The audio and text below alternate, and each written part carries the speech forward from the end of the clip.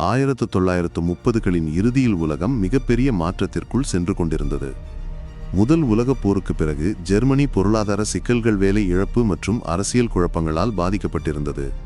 இந்த சூழ்நிலையில் Adolf Hitler என்ற ஒருவன் மக்கள் மனதில் நம்பிக்கையை உருவாக்கி அரசியலுக்குள் எழுந்தான். நாட்டை மீண்டும் சக்தி வாய்ந்ததாக மாற்றுவேன் என்று வாக்குறுதி அளித்ததால் பலர் அவனை ஆதரித்தனர். ஹிட்லர் ஜெர்மனியின் தலைவராக ஆனபின் தனது நாட்டை வலுவான இராணுவ சக்தியாக மாற்றத் தொடங்கினார்.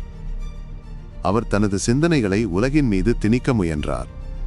1939ஆம் ஆண்டு போலந்தை தாக்கிய போது இரண்டாம் உலகப் போர் தொடங்கியது. இதன் மூலம் பல நாடுகள் போரில் ஈடுபட்டன. ஜெர்மனி, இத்தாலி மற்றும் ஜப்பான் ஒரு பக்கம் இருந்தால், பிரிட்டன், பிரான்ஸ், சோவியத் ஒன்றியம் மற்றும் பின்னர் அமெரிக்கா மற்றொரு பக்கம் இணைந்தன. போரின் ஆரம்பத்தில் ஜெர்மனி பல வெற்றிகளை பெற்றது. ஹிட்லரின் படைகள் வேகமாக பல நாடுகளை கைப்பற்றின. ஆனால் காலப்போக்கில் சூழ்நிலை மாறியது.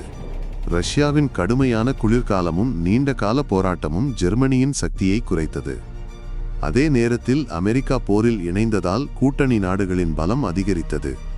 போர் முன்னேறிய போது மனித உயிர்களின் இழப்பு அதிகரித்தது. நகரங்கள் அழிந்தன, குடும்பங்கள் பிரிந்தன. உலகம் முழுவதும் பயமும் துயரமும் நிலவியது. ஹிட்லரின் கடுமையான கொள்கைகள் பலரின் உயிர்களை காவு கொண்டன. இந்த காலம் மனித வரலாற்றில் மிகவும் இருண்ட காலமாக கருதப்படுகிறது.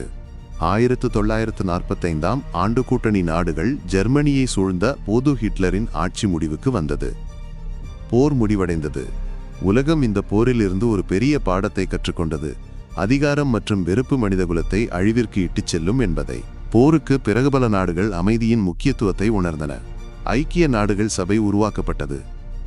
இனி இப்படிப்பட்ட பெரிய போர் நடக்காதபடி உலக நாடுகள் முயற்சிக்கத் தொடங்கின.